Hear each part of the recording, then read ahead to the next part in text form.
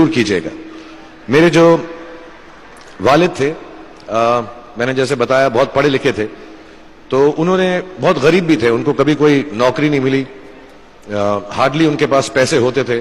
जो भी बिजनेस उन्होंने शुरू किया, इतनी तालीम हासिल करने के बाद भी वो फेलियर ही रहा। लेकिन उन्होंने बहुत प्यार दिया, और क्योंकि उनके पास पैसे नहीं होते थे तो मेरे हर जन्मदिन पे अपनी कोई पुरानी चीज मुझको दे दिया करते थे।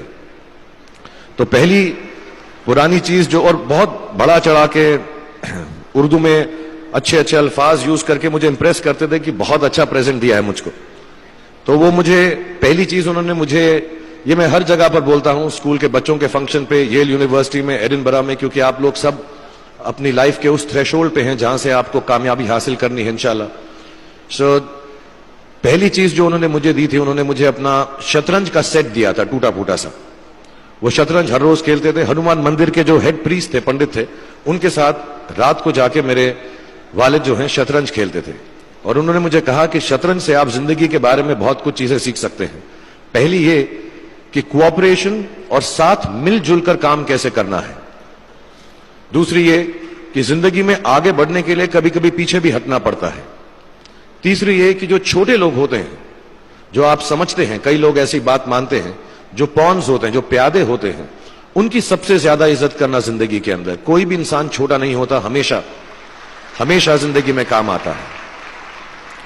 और कामयाबी हासिल करने के लिए आखिरी बात शतरंज ये सिखाती है हमको कि कभी कभी जिस चीज से सबसे ज्यादा लगाव होता है, जैसे रानी से अमूमन हो जाता है, कभी कभी उसे भी सैक्रिफाइस करना पड़ता है आगे बढ़ने के लिए। दूसरी चीज जो उन्होंने मुझे दी, मेरे पास है वक्त, 2 मिनट बोल सकता हूं मैं, सॉरी। दूसरी चीज जो उन्होंने मुझे दी थी, वो एक टाइपराइटर दिया था। आज के जमाने में आई डोंट थिंक किसी को, बहुत सारे बच्चे होंगे यहाँ पे जिनको मालूम भी नहीं होगा टाइपराइटर कैसा लगता है। अब सब कंप्यूटर पे काम करते हैं। तो टाइपराइटर के ऊपर जब आदमी लिखता है और अगर गलत लिखता है तो उसको मिटाने में बहुत तकलीफ होती है। So you have to be very diligent, बहुत ध्यान से लिखना पड़ता है। हम गलती नहीं कर सकते। और टाइपेक्स यूज करते थे टाइप को निकालने के लिए, कभी उंगली फंस जाती थी उसकी कीज के बीच में, मगर बहुत मेहनत से, बहुत डिलिजेंस से काम करना पड़ता था। तो जब मैं उस पर टाइपिंग सीखा स्कूल में कॉमर्स करते वक्त, so the only thing I realize is that practice makes you perfect. तो जो भी काम आप जिंदगी में करें उसको डिलिजेंस से करें, ऐसा करें कि कोई गलती ना हो, अपना पूरा दिमाग लगाकर करें, सोच समझ कर करें। ऐसे करें कि यह काम जिंदगी में आपका पहला काम है और इसके बाद आपको मौका नहीं मिलेगा, और शायद यह काम आपका जिंदगी का आखिरी काम है, इसके बाद फिर मौका नहीं मिलेगा। So do it with that kind of diligence. तीसरी चीज उन्होंने मुझे कैमरा दी थी, क्योंकि बहुत गरीब थे, वो कैमरा चलता नहीं था बिल्कुल भी, सिर्फ उसके व्यू फाइंडर से बड़ी अच्छी अच्छी तस्वीरें दिख जाती थी, लेकिन खिंचती बिल्कुल भी नहीं थी। और इससे मुझे उन्होंने सीख दी कि जो हमारी क्रिएटिविटी होती है, हम जो भी, कभी कभी हमारी हॉबी होती है, कभी कभी हमारा उससे प्यार होता है, लेकिन हम उसको अपनी नौकरी नहीं बना सकते, अपना काम नहीं बना सकते। बहुत कम लोग ऐसे फॉर्चुनेट होते हैं जैसे मैं हूं कि जो मेरी हॉबी थी, जिस चीज से मुझे प्यार था, कलाकारी से, एक्टिंग से, वो मेरा पेशा भी बन गया। अमूमन ऐसा होता नहीं है, लेकिन जो हमारी कला है, चाहे वो पोएट्री है, चाहे वो लिखना है, चाहे वो पेंटिंग है, चाहे जो भी चीज, गाना है, अकेले में गाना है, हमारी क्रिएटिविटी जरूरी नहीं है कि दुनिया एक्सेप्ट करे। जैसे उस कैमरा की तस्वीरें दिखती नहीं है, लेकिन उसमें देखने से खूबसूरत लगता है हर कुछ, वैसे ही आपकी जो क्रिएटिविटी है वो अपने लिए रखें। क्योंकि जिंदगी में कभी ना कभी, कहीं ना कभी ऐसा मुकाम आएगा जब आप बहुत अकेला फील करेंगे। हो सकता है दुख का समय भी आए, उस वक्त आपकी जो क्रिएटिविटी है वो आपकी सबसे अच्छी दोस्त होगी, दुनिया उसको माने या ना माने। मैं बहुत खराब पोएट्री करता हूं, लेकिन जब भी दुखी होता हूं तो लिख लेता हूं। सराफ साहब से मैं अब सीखना भी चाहता हूं। मैं रेख्ता पे जाऊंगा, मुझे लगता है ये कमाल की साइट है, थोड़ी मैं शायरी वगैरह सीखूंगा। मेरी शायरी बहुत खराब है कि हमने तुम्हारी याद में रो रो के टब भर दिए, वो आए और नहा कर चल दिए। इस लेवल की पोएट्री है। लेकिन जब दुख होता है, ये भी बैठकर जब लिखता हूं तो बहुत दिल को शांति मिलती है। आखिरी चीज मेरे वालिद जी ने मुझे दी थी, वो दोनों मिक्स है, मैं जल्दी खत्म करता हूं क्योंकि आप लोगों के पास वक्त नहीं है, आप लोगों को अपनी डिग्रीज लेनी है, सोच रहे होंगे इतना वक्त जाया कर रहा है हमारा ये। तो मैं जल्दी से बताता हूं। एक, उन्होंने मुझे कहा एक सेंस ऑफ ह्यूमर हमेशा रखना जिंदगी में। हंसते हमेशा रहना, एक चाइल्ड लाइक इनोसेंस जरूर रखना। जैसे एक छोटे बच्चे की जो एक इनोसेंस होती है, जो उसका दुनिया की तरफ जो नजरिया होता है बड़ा इनोसेंट सा होता है, उसमें कोई खामी नहीं होती, गलती नहीं होती, अभी दुनियावी बातें नहीं आई होती, तो वैसे ही रखना।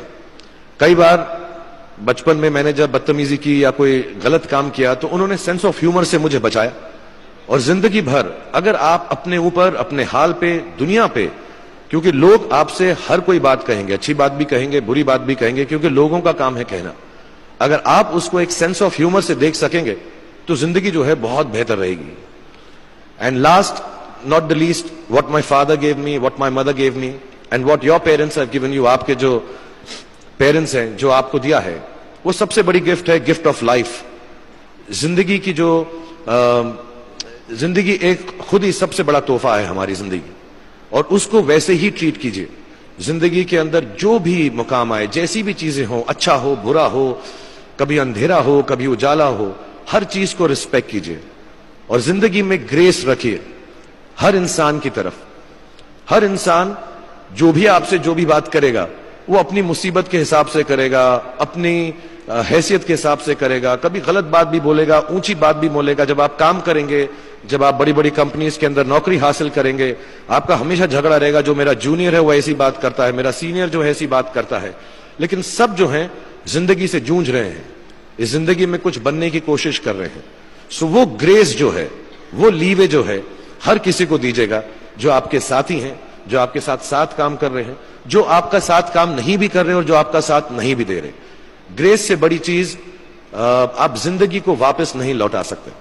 ये 4-5 चीजें याद रखिएगा। याद रखिएगा, नहीं रहे तो कोई बात नहीं।